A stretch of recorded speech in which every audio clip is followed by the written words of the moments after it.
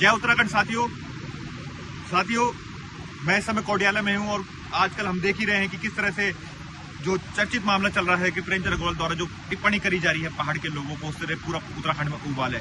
पर आपको मैं कोडियाला में एक चीज और दिखाना चाहता हूं कि किस तरह से प्रेमचंद अग्रवाल के द्वारा एक बहुत आलीशान प्रॉपर्टी यहाँ पर आई जा रही है।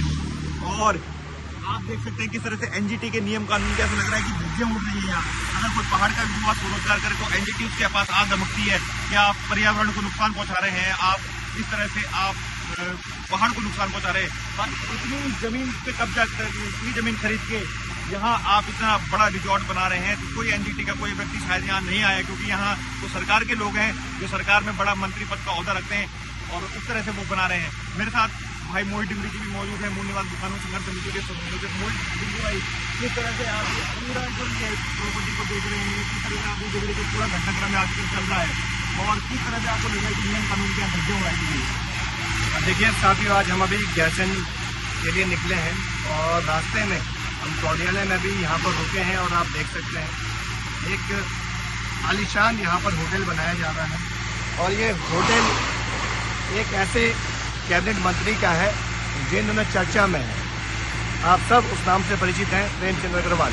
उनके बेटे के नाम पर यहाँ पर ये प्रॉपर्टी तैयार की जा रही है और आप समझ सकते हैं करीब 50 से 60 करोड़ की ये प्रॉपर्टी होगी। और एक मंत्री जो पिछले 4 बार ऋषिकेश से विधायक रह चुके हैं और इस बार कैबिनेट मंत्री बने हैं, विधानसभा अध्यक्ष रहे हैं, आप इस बात को समझ सकते हैं ऐसा कौन सी इनके पास जादुई छड़ी है जहां से ये पैसा बना रहे हैं। ऐसा कौन सा चमत्कार कैबिनेट मंत्री कर रहे हैं, इनके पास अकूत धन संपदा आ गई है।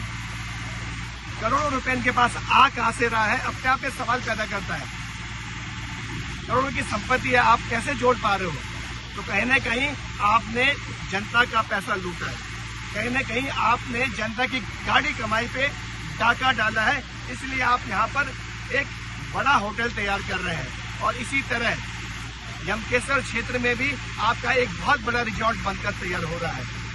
इस बात को समझना होगा, जिस राज्य की जनता लगातार गरीब हो रही हो, उस राज्य के नेता दिन दुगनी रात चौगुनी उनकी प्रगति हो रही हो, इस राज्य के संसाधनों को लूट रहे हैं। और आप देख रहे हैं आम आदमी को अपना घर बनाने के लिए तमाम तरह की दिक्कतें होती हैं, तमाम तरह के नियम कायदे कानून प्राधिकरण एनजीटी से लेकर तमाम समस्याओं से आम आदमी जूझता है। लेकिन जब एक कैबिनेट मंत्री, एक वीआईपी व्यक्ति एक आलीशान होटल बनाता है, प्रॉपर्टी जोड़ता है, उसके लिए कोई नियम कायदे कानून नहीं होते हैं। चाहे पेड़ों का कटान हो जाए, चाहे सरकारी जमीन पे कब्जे हो जाए, चाहे अन्य तरह से गैर कानूनी कार्य हो जाए, वहां पर कोई भी आपत्ति सरकार को नहीं होती है। तो सारे नियम कायदे कानून आम जनता के लिए हैं और जो वीआईपी लोग हैं वो इस तरह से इस राज्य के रिसोर्सेज को लूटते हुए अपने लिए संपत्तियां जोड़ रहे हैं, ये भी हमको समझना होगा।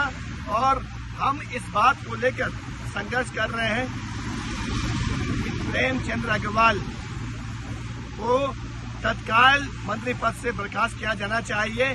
एक तो इन्होंने पहाड़ के लोगों को अपशब्द बोले हैं, दूसरा इनके पास इतनी संपत्ति आई कहां से, इसकी भी अब जांच होनी चाहिए। ये हम मांग सरकार से कर रहे हैं।